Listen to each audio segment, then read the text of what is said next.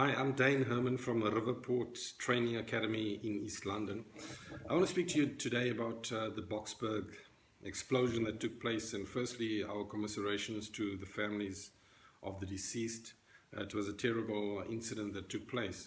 But today I want to speak to you from a fire perspective. I'm a fire specialist. I've spent many years in the fire department, and I've now got my own training academy. We also train firefighters as well. We are accredited to do that as well. So I want to speak to you from the fire perspective.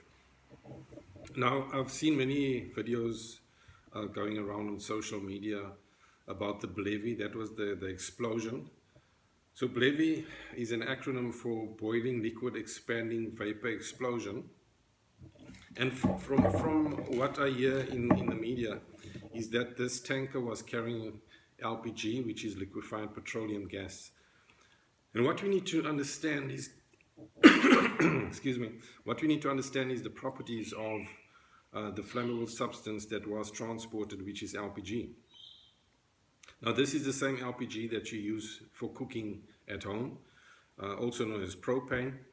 The scary thing about LPG is the expansion ratio thereof.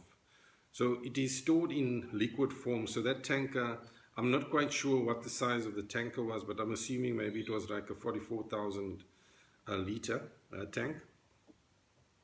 So the expansion ratio, it's stored in liquid form, like I said, but it does vaporize, obviously, when it is exposed to air.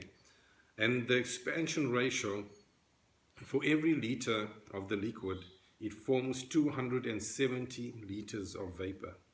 270 liters of vapor are formed from every 1 liter of the liquid. So you can do the math, 44,000 times 270. It's a big number. And there are a few glaring problems that I see that took place on this day. This incident could have happened anywhere in South Africa. And I think that 9 out of 10 times the outcome would have been the same. The reason why I'm saying this is that there is a distinct lack of leadership in the fire services at this point in time in South Africa. You find that in Boksburg, the last time I heard was that 8 firefighters were hospitalized because of injuries. I also saw photographs of a water tanker, and I think there were 2 or 3 fire engines that were destroyed in this blast as well. So I want to take you through what a typical scenario would look like if this sort of thing happens. So firstly, you will receive the report in the engine room. You'll get a call from a member of the public, most probably telling you that there is a tanker that has been involved in an accident or whatever. Now, when a tanker is involved, there is a special deployment. There's specialized equipment needs to be deployed to the scene, and we know that because of that expansion ratio, and in this situation, the tanker had hit the bridge. So the bridge is obviously too low. The vent pipe caught the bottom of the bridge, or the top of the bridge, and that then caused everything to just escalate. So when a tanker explodes, it explodes out lengthwise. It doesn't go out through the sides, it explodes lengthwise. So from aerial footage that I've seen, and you can also see it on the web, from the aerial footage I see, you can see the distinct path of the fire going out lengthwise. Now, firstly, from visuals that I saw a fire engine parked right there at the breach. That never ever should have happened. And that tells me that an inexperienced fire officer was in control. Secondly, there wasn't proper incident management taking place there. An area of at least 1.1 kilometer radius should have been completely evacuated. Now, yes, you might say, man, that is a lot of people to evacuate. And it is a lot.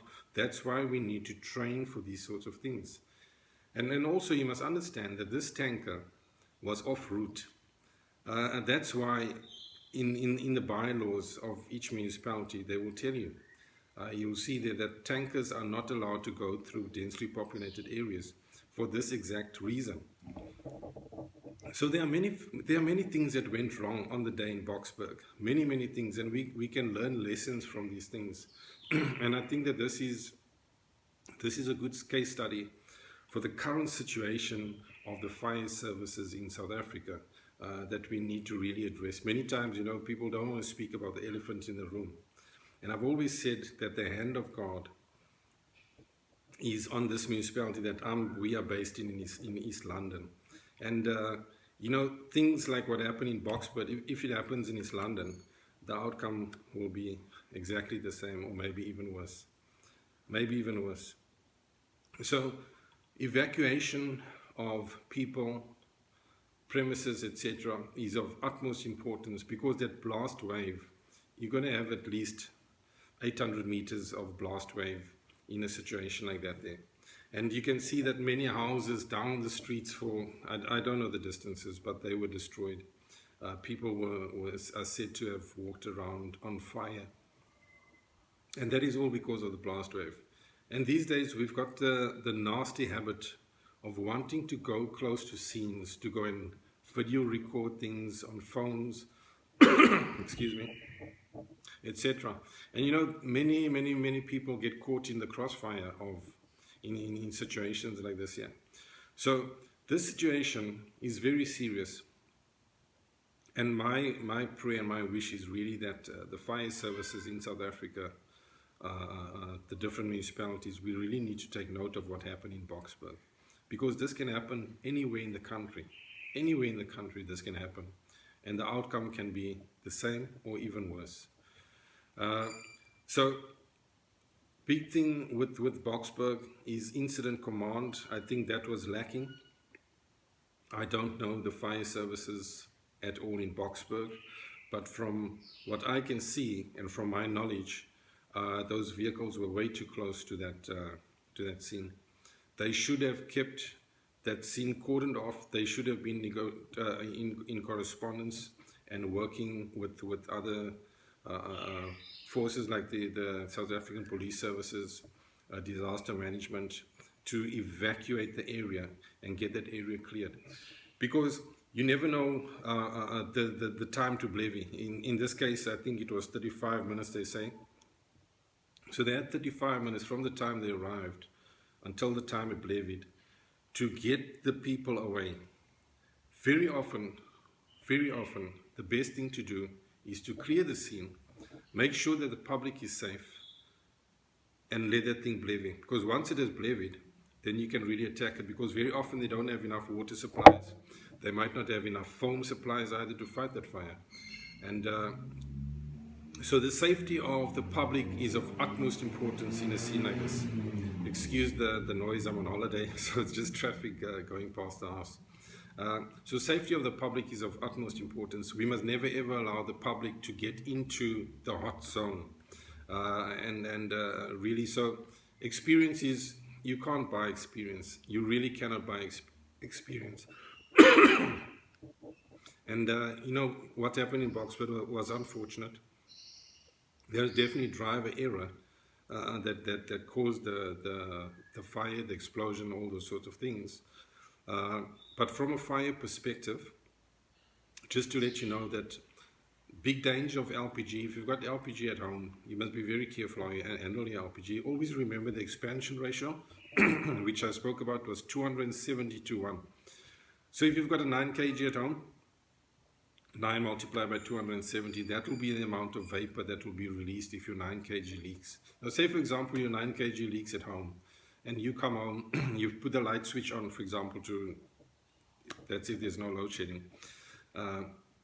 You put the light switch on, that light switch gives off a spark, and that spark is enough. If the vapor concentrate and the oxygen mixture is correct, that is sufficient to spark and also to ignite the vapors. And you know, a 9 kg, it can blow your house to pieces. It creates sufficient vapor for that. And so, friends, we need to be very cautious around LPG. Firefighters need to really train. You know, the big problem in South Africa at the moment in the fire services is that firefighters are not doing continuous training anymore. Firefighters come on duty and they basically just sit around doing nothing most of the day. 90% of the day they spend watching TV or doing nothing at all. And that is the wrong thing. When I was in the fire services, we had programs every day. We trained, we drilled. So we were ready for any type of scenario that was presented to us. And we really took pride in our work. You know, our fire engines were clean, they used to shine. You could have your lunch off our engine room floor, that's how clean it was. But today, sadly, the standards has dropped drastically in the fire services in South Africa. And I think that Boksburg was definitely a wake-up call for fire services, and I trusted fire chiefs around the country will be taking note of what happened in Boksburg. Reevaluate your staff, reevaluate your manning on your vehicles. Do not send inexperienced firefighters to calls such as this one in Boksburg. I'm not saying that those people are inexperienced.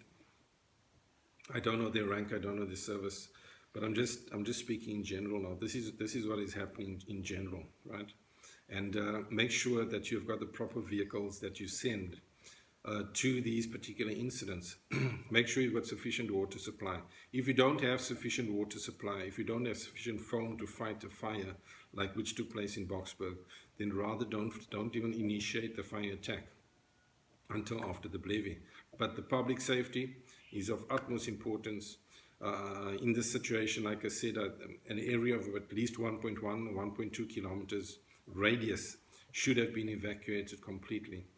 Because that Blevy is going to come. You don't know when it's going to come, but it is going to come. So Blevy, B-L-E-V-E, stands for boiling liquid, expanding vapor explosion. And the expansion ratio of that LPG, 270 liters of vapor that is formed for every 1 liter of the liquid. So that is the dangerous thing about that LPG, and that is why that fireball was so big. It was massive, and the area, the blast area, is so big as well. So to the public out there, if you ever come across incidents of this nature, you need to make sure that you get out of there as fast as possible.